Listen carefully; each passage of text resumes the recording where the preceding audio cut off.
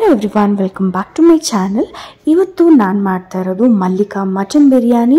Tasty, simple and healthy. ಬನ್ನಿ ಹೇಗೆ ಮಾಡೋದು ಅಂತ ನೋಡೋಣ. ಒಂದು ಬಿರಿಯಾನಿ ಮಾಡೋ ಪಾತ್ರೆಗೆ ನಾನಿಲ್ಲಿ ಹಾಕ್ಕೊಳ್ತಾ ಇರೋದು ಒಂದು 7 ರಿಂದ 8 ಸ್ಪೂನಷ್ಟು ಎಣ್ಣೆ. ಇಲ್ಲಿ ಸನ್ಪ್ಯೂರ್ ಎಣ್ಣೆ ಬಳಸ್ತಾ ಇದ್ದೀನಿ. ಹಾಗೆ ತುಪ್ಪ ಒಂದು 4 ರಿಂದ 5 ಟೇಬಲ್ ಸ್ಪೂನ್ ಆಗೋಷ್ಟು ತುಪ್ಪನ ಹಾಕ್ಕೊಳ್ಬೇಕು.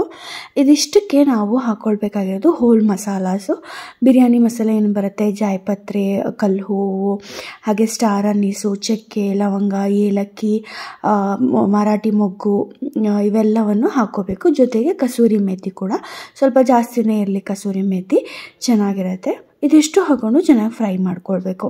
ಅದಾದಮೇಲೆ ನಾನಿಲ್ಲಿ ಹಾಕ್ತಾ ಇರೋದು ಬಿರಿಯಾನಿ ಎಲೆ, ಹಸಿ ಬಿರಿಯಾನಿ ಎಲೆ. ನಮ್ಮಲ್ಲಿ ಇದು ಗಿಡ ಇದೆ, ಹಾಗಾಗಿ ಹಾಕ್ತಾ ಇದ್ದೀನಿ. ನಿಮ್ಮಲ್ಲಿ ಇಲ್ಲ ಅಂತ ಹೇಳಿದ್ರೆ ಸ್ಕಿಪ್ ಮಾಡ್ಬೋದು, ಬಟ್ ಇದು ಹಾಕೋದ್ರಿಂದ ಒಳ್ಳೆ ಟೇಸ್ಟ್ ಬರುತ್ತೆ.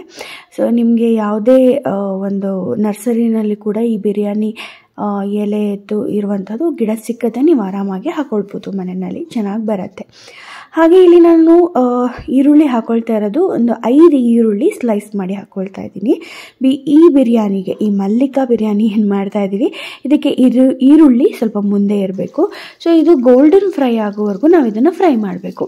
ಸೊ ಸ್ವಲ್ಪ ಬೇಗ ಫ್ರೈ ಆಗಲಿ ಅನ್ನೋ ಕಾರಣಕ್ಕೆ ನಾನು ಉಪ್ಪು ಹಾಕ್ಕೊಳ್ತಾ ಇದ್ದೀನಿ. ಕಲ್ಲುಪ್ಪು ಬಳಸೋದು ಬಹಳ ಒಳ್ಳೆಯದು. ಸೊ ಕಲ್ಲುಪ್ಪಿದ್ರೆ ಕಲ್ಲುಪ್ಪು ಬಳಸಿ, ಇಲ್ಲ ನಿಮ್ಗೆ ಅಂದಾಜು ಗೊತ್ತಾಗಲ್ಲ ಅಂತ ಹೇಳಿದ್ರೆ ನೀವು ಪುಡಿ ಉಪ್ಪನ್ನು ಕೂಡ ಬಳಸ್ಬೋದು. ಇದಿಷ್ಟು ಚೆನ್ನಾಗಿ ಗೋಲ್ಡನ್ ಬ್ರೌನ್ ಆಗೋವರೆಗೂ ಫ್ರೈ ಮಾಡಿಕೊಂಡು ಇದಕ್ಕೆ 1 ಹಿಡಿಯಷ್ಟು ಪುದೀನ, 1 ಹಿಡಿಯಷ್ಟು ಕೊತ್ತಂಬರಿ ಸೊಪ್ಪನ್ನು ಹಾಕ್ಕೊಳ್ಬೇಕು.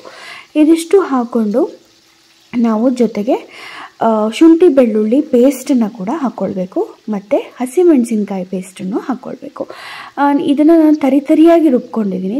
ತರಿಯಾಗಿ ರುಬ್ಕೊಂಡ್ರೆ ಸ್ವಲ್ಪ ಟೇಸ್ಟ್ ಚೆನ್ನಾಗಿರುತ್ತೆ, ಎನ್ಹ್ಯಾನ್ಸ್ ಆಗುತ್ತೆ ಅನ್ನೋ ಕಾರಣಕ್ಕೆ ಇದು ಶುಂಠಿ ಮತ್ತು ಬೆಳ್ಳುಳ್ಳಿ 2 ಮಿಕ್ಸ್ ಮಾಡಿ ರುಬ್ಕೊಂಡಿರುವಂಥದ್ದು. ನೀವು ಬೇಕಾದ್ರೆ ಸಪ್ರೇಟ್ ರುಬ್ಬಿಟ್ಕೊಂಡು ಹಾಕ್ಕೊಳ್ಬೋದು. ಇದು ಹಸಿ ವಾಸನೆ ಹೋಗೋವರೆಗೂ ನೀವು ಚೆನ್ನಾಗಿ ಫ್ರೈ ಮಾಡಬೇಕು. ತುಂಬ ಚೆನ್ನಾಗಿ ಬರುತ್ತೆ ಈ ಬಿರಿಯಾನಿ, ಕ್ವಿಕ್ಕಾಗಿ ಕೂಡ ಆಗುತ್ತೆ. ಇದಕ್ಕೆ ನಾನೀಗ ಹಾಕ್ತಾ ಇರೋದು 2 ಟೇಬಲ್ ಸ್ಪೂನಷ್ಟು ಅರಿಶಿಣದ ಪುಡಿ, ಹಾಗೆ 2 ಟೇಬಲ್ ಸ್ಪೂನಷ್ಟು ಖಾರದ ಪುಡಿ. ತುಂಬ ಸಿಂಪಲ್ ಎಟ್ ಈಸಿ ರೆಸಿಪಿ ಇದು. ನೀವು ಮಾಡಿ ನೋಡಿ, ನಿಮಗೆ ಗೊತ್ತಾಗುತ್ತೆ ಇದರ ಟೇಸ್ಟ್ ಹೇಗೆ ಬರುತ್ತೆ ಅಂತ. ಇಲ್ಲಿ ನೆಕ್ಸ್ಟ್ ನಾನು ಹಾಕ್ಕೊಳ್ತಾ ಇರೋದು ಟೊಮ್ಯಾಟೊ. ಒಂದು 4 ಟೊಮ್ಯಾಟೊನ ನಾನಿಲ್ಲಿ ಮೀಡಿಯಮ್ ಸೈಜಲ್ಲಿ ಕಟ್ ಮಾಡಿಕೊಂಡು ಹಾಕ್ಕೊಳ್ತಾ ಇದ್ದೀನಿ. ನೋಡ್ತಾ ಇದ್ದೀರಲ್ಲ, ಇದೆಲ್ಲವನ್ನು ಚೆನ್ನಾಗಿ ಸ್ಮ್ಯಾಶ್ ಆಗೋ ಥರ ಫ್ರೈ ಮಾಡ್ಕೊಳ್ಳಿ.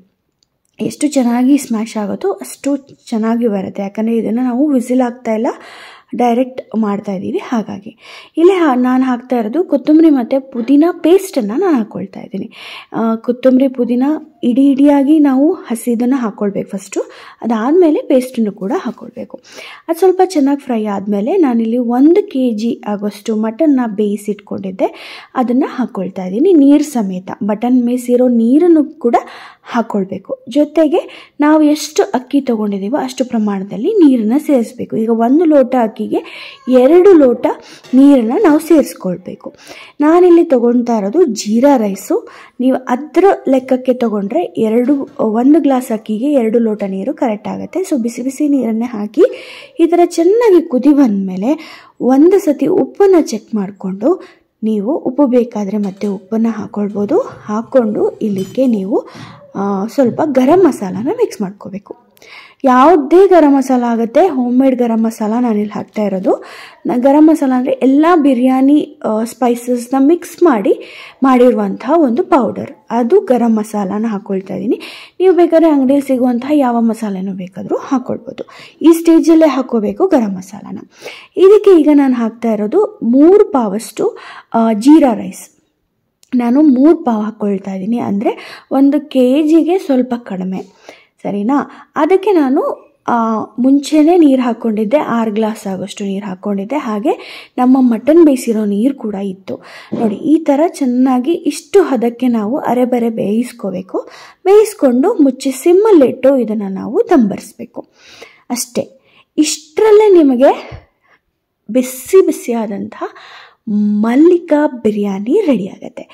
ಎಂಥ ಟೇಸ್ಟಿಯಾಗಿ ಬಂದಿತ್ತು ಈ ಬಿರಿಯಾನಿ ಅಂತ ಹೇಳಿದ್ರೆ, ನಾನು ಮಟನ್ ಬಿರಿಯಾನಿ ಆ್ಯಕ್ಚುಲಾಗಿ ತಿನ್ನಲ್ಲ, ಬಟ್ ಈ ಬಿರಿಯಾನಿ ಮತ್ತೆ ಮತ್ತೆ ಹಾಕ್ಕೊಂಡು ತಿನ್ನೋ ಹಾಗಿತ್ತು. ಸೊ ನೀವು ಟ್ರೈ ಮಾಡಿ, ತುಂಬಾ ಈಸಿಯಾಗಿ ಮಾಡ್ಕೊಳ್ಬೋದು, ಹಾಗೆ ತುಂಬ ಟೇಸ್ಟಿಯಾಗಿ ಕೂಡ ಇರುತ್ತೆ. ಈ ರೆಸಿಪಿ ಇಷ್ಟ ಆದರೆ ಲೈಕ್ ಮಾಡಿ, ಶೇರ್ ಮಾಡಿ, ಸಬ್ಸ್ಕ್ರೈಬ್ ಮಾಡೋದು ಮಾತ್ರ ಮರಿಬೇಡಿ.